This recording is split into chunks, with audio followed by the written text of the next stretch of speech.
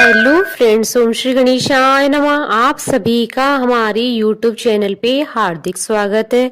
आप सभी को गुड़ी पड़वा की हार्दिक शुभकामनाएं। फ्रेंड्स, आज हम इस वीडियो में बात करेंगे कि गुड़ी पड़वा का शुभ मुहूर्त क्या है, गुड़ी पड़वा की पूजा विधि, गुड़ी पड़वा का महत्व और गुड़ी पड़वा से जुड़ी पौराणिक कथाओं की। फ्रेंड्स, वीडियो शुरू करने से पहले आपसे रिक्वेस्ट है, अगर आप हमारे चैनल पर नए हैं और आपने अभी तक चैनल को सब्सक्राइब नहीं किया है तो प्लीज सब्सक्राइब कीजिएगा चैनल को, साथ ही प्रेस कीजिएगा बेल आइकन को, जिससे नए वीडियो से रिलेटेड नोटिफिकेशन आपको तुरंत प्राप्त हो सके। और वीडियो पसंद आने पर वीडियो को लाइक और शेयर जरूर कीजिएगा ताकि सभी भक्तों को इस वीडियो का लाभ प्राप्त हो सके। और कमेंट बॉक्स में ओम श्री गणेशाय नमः जरूर लिखिएगा। गुड़ी पड़वा का पर्व चैत्र मास की शुक्ल पक्ष की प्रतिपदा को मनाया जाता है। इस दिन से ही हिंदू नव वर्ष का आरंभ होता है। इसे वर्ष प्रतिपदा या उगादि भी कहा जाता है। गुड़ी का अर्थ होता है विजय पताका, तो वहीं पड़वा प्रतिपदा तिथि को कहा जाता है। इसलिए इस दिन लोग घरों में गुड़ी फहराते हैं, आम के पत्तों की बंधनवार से घरों को सजाते हैं। इसी दिन से ही नव संवत्सर की शुरुआत होती है, अतः इस तिथि को नव संवत्सर यानी नए साल के रूप में मनाया जाता है। इसी दिन से चैत्र नवरात्रि का आरंभ होता है और माँ दुर्गा के 9 स्वरूपों की पूजा की जाती है। गुड़ी पड़वा का पर्व आंध्र प्रदेश और महाराष्ट्र में विशेष रूप से लोकप्रिय पर्व है। कहा जाता है कि इस दिन भगवान राम अयोध्या वापस लौटे थे और उनका राज्याभिषेक हुआ था।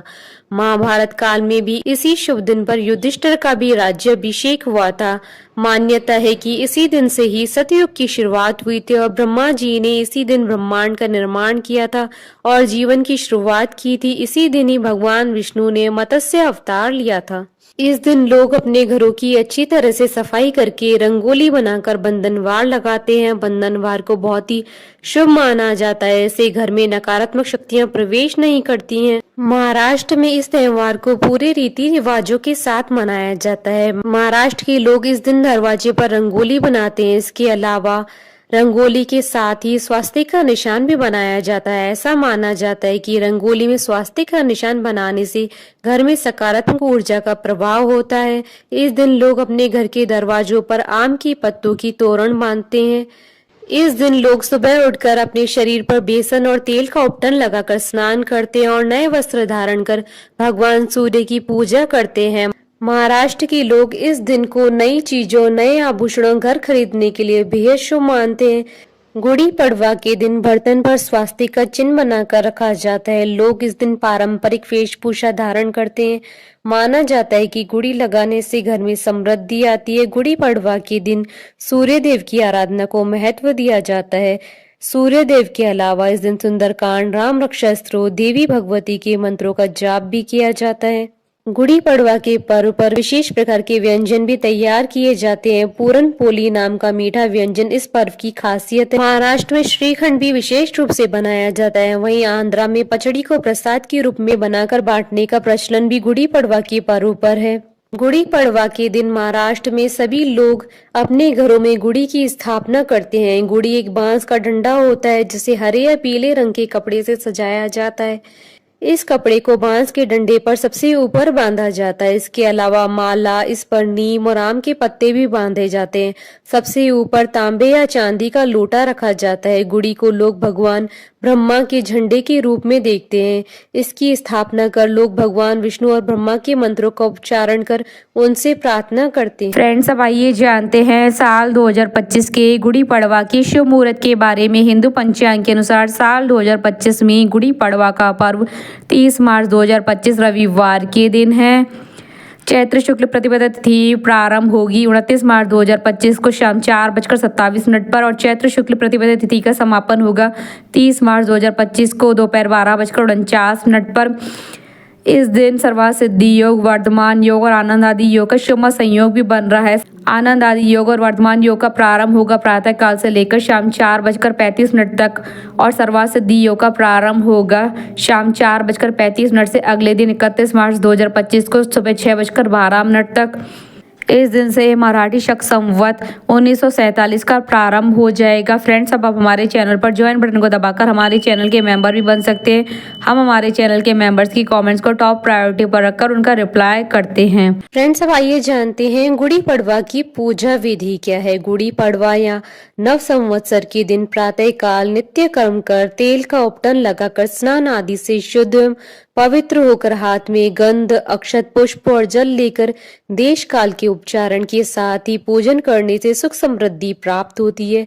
पूजन का शुभ संकल्प कर नई बनी हुई चौरस चौकी या बालू की वेदी पर स्वच्छ श्वेत वस्त्र बिछाकर उस पर हल्दी या केसर से रंगी अक्षत से अष्टदल कमल बनाकर उस पर ब्रह्मा जी की स्वर्ण मूर्ति स्थापित करी। गणेश अंबिका पूजन के पश्चात ब्रह्मा जी का पूजन करें। पूजन के अनंतर विघ्नों के नाश और वर्ष के कल्याण के कारक तथा शुभ होने के लिए ब्रह्मा जी से विनम्र प्रार्थना की जाती है। इस दिन पंचांग का श्रवण किया जाता है। नवीन पंचांग से उस वर्ष के राजा, मंत्री, सेनाध्यक्ष आदि तथा नव वर्ष का फल श्रवण करना चाहिए। सामर्थ्य अनुसार पंचांग का दान करना चाहिए तथा प्याऊ की स्थापना करनी चाहिए। इस दिन नया वस्त्र धारण करना चाहिए तथा घर को ध्वज, पताका, बंधनवार आदि से सजाना चाहिए। गुड़ी पड़वा के दिन नीम के कोमल पत्तों, पुष्पों का चूर्ण बनाकर उसमें काली मिर्च, नमक, हींग, जीरा, मिश्री और अजवाइन डालकर खाना चाहिए। इससे रुधिर विकार नहीं होता है और आरोग्य की प्राप्ति होती है। इस दिन नवरात्रि के लिए घट स्थापना और तिलक व्रत भी किया जाता है। इस व्रत में यथासंभव नदी, सरोवर अथवा घर पर स्नान करके संवत्सर की मूर्ति बनाकर उनका चैत्राय नमः, वसंताय नमः आदि मंत्रों से पूजन करना चाहिए। इसके बाद पूजन अर्चन करना चाहिए। कलश स्थापना कर शक्ति आराधना का क्रम प्रारंभ कर नवमी को व्रत का पारायण कर शुभकामनाओं की फल प्राप्ति हेतु माँ जगदम्बा से मन में प्रार्थना करनी चाहिए। गुड़ी पड़वा के दिन से दुर्गा सप्तशती या रामायण का 9 दिवसीय पाठ आरंभ करें। गुड़ी पड़वा की कथाएं। गुड़ी पड़वा का त्योहार दक्षिण भारत में विशेष रूप से मनाया जाता है। त्रेता युग में दक्षिण भारत को बाली का राज्य माना जाता था। जिस समय रावण ने माता सीता का हरण किया था, उस समय रावण से माता सीता को वापस लाने के लिए भगवान श्री राम को एक विशाल सेना की आवश्यकता थी। भगवान श्री राम माता सीता को खोजते हुए दक्षिण भारत की ओर गए, जहां उन्हें सुग्रीव मिला। सुग्रीव ने भगवान श्री राम को बाली के सभी अत्याचारों के बारे में बताया और उनसे सहायता मांगी। तब भगवान श्री राम ने सुग्रीव के कहने पर बाली को मार दिया। जिस दिन बाली का वध हुआ उस दिन गुड़ी पड़वा का ही दिन था। गुड़ी पड़वा से जुड़ी एक और कथा प्रचलन में। इस कथा के अनुसार शालीवाहन के पास युद्ध के लिए कोई सेना नहीं थी, इसलिए उसने एक मिट्टी की सेना का निर्माण किया और उसमें प्राण डाले। जिस दिन शालीवाहन ने मिट्टी के पुतले में प्राण फूके थे, उस दिन चैत्र शुक्ल प्रतिपदा का दिन था।